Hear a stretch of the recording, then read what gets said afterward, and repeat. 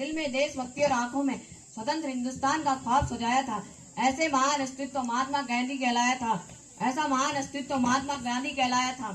परम सम्मानित प्रधानाचार्य महोदय, गुरुजन वृंद, सहपाठी भैया एवं बहनों, जैसा कि आप सभी को विदित ही होगा कि आज हम यहाँ पर गांधी शास्त्री जयंती मनाने के लिए एकत्रित हुए हैं।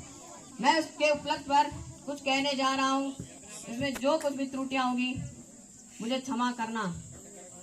गांधी जी का जन्म 2 अक्टूबर 1869 को गुजरात के पोरबंदर में हुआ था। इनका पूरा नाम मोहनदास करमचंद गांधी था। इनकी माता का नाम पुतलीबाई और पिता का नाम श्री करमचंद गांधी था।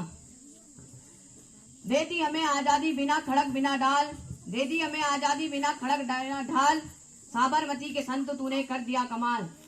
हाँ, वो कमाल ही तो था जिसने बिना शस्त्र उठाए ही देश की सबसे बड़ी शक्ति को झुकने पर मजबूर कर दिया, भारत छोड़ने पर मजबूर कर दिया। वहाँ वो कमाल ही तो था, वो महात्मा जो पाप से घृणा करता था, पापी से नहीं, जो लक्ष्य और उसे दोनों प्राप्त करने की वकालत करता था, जो एक गाल पर थप्पड़ मारने पर भी दूसरा गाल आगे कर देता था, अहिंसा का पुजारी सत्य की राह दिखाने वाला, अहिंसा का पुजारी सत्य की राह दिखाने वाला, ईमान का पाठ पढ़ा गया वह बाबू लाठी वाला, ईमान का पाठ पढ़ा गया वह बाबू लाठी वाला। महात्मा गांधी जी की प्रारंभिक शिक्षा पोरबंदर से हुई और माध्यमिक शिक्षा राजकोट से हुई। वहाँ पढ़ने लिखने एवं खेल कूद में बहुत ही साधारण थे। वह डॉक्टर बनना चाहते थे, लेकिन वैष्णव परिवार में चीर फाड़ की अनुमति नहीं थी, इसलिए उन्हें 1888 में वकालत की पढ़ाई के लिए इंग्लैंड जाना पड़ा। 4 साल के बाद इंग्लैंड से लौटने के बाद अब जब वह बॉम्बे में राजकोट में रहे तो वहाँ उन्होंने प्रैक्टिस की, पर वहाँ उन्हें कामयाबी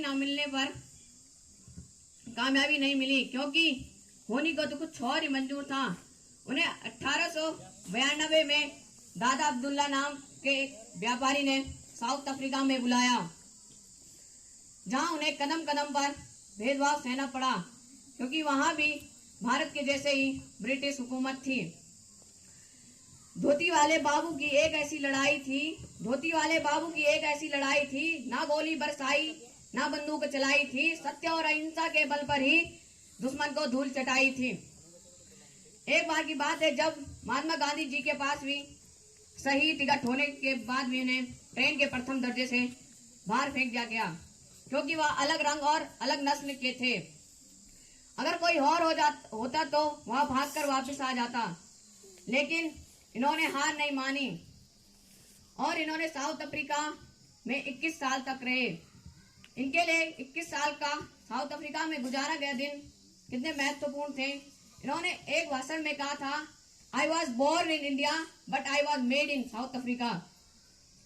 इसके बाद गोपाल कृष्ण गोखले के निवेदन पर यहाँ जब भारत लौटे तो इन्होंने बिहार में चंपारण सत्याग्रह आंदोलन चलाया, जो कि अंग्रेजों द्वारा जबरदस्ती नील की खेती के लिए कराया गया था।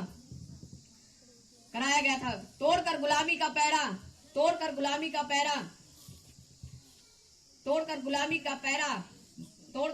पैरा देश को आजादी की राह पर चलाया था।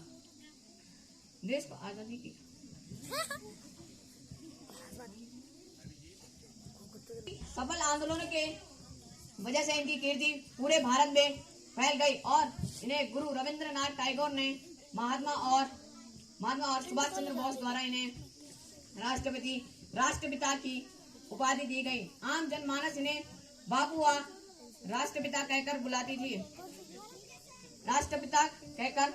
थी। इन्होंने अपने साथ मुस्लिमों को भी शामिल कर दिया, जिसमें से देश में हो रहे हिंदू मुस्लिम के दंगों पर कई सालों तक लगाम लग गई थी। इन्होंने 1919 में रॉलेट एक्ट के विरोध में सत्याग्रह आंदोलन चलाया, जिसमें कि विदेशी वस्त्रों का बहिष्कार किया गया। 5 फरवरी 1922 1922 को जब इन्होंने चौरी चौरा कांड हुआ था, जिसमें कि कई पुलिस वालों को जिंदा जला गया था। हमेशा यह कहने वाला कि मैं मरने के तैयार हूँ, पर ऐसी कोई वजह नहीं जिसे मैं मारने को तैयार हूँ।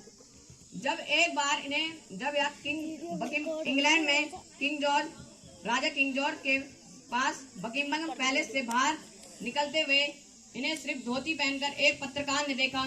तो पत्रकार ने पूछा, क्या आपने पर्याप्त कपड़े पहने हैं? तो इन्होंने कहा कि किंग जॉर्ज ने इतने कपड़े पहने हैं कि जो हम दोनों के लिए ही पर्याप्त हैं।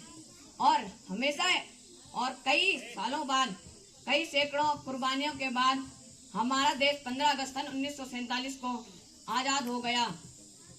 अहिंसा का पाठ पढ़ाने वाला महात्मा गांधी जी की मृत्यु हिंसा द्वारा नाथूराम गोडसे ने 30 जनवरी 1948 को गोली मारकर कर दी थी। अंततः मैं ज्यादा न कहकर अपनी वाणी को विराम देता हूँ। धन्यवाद।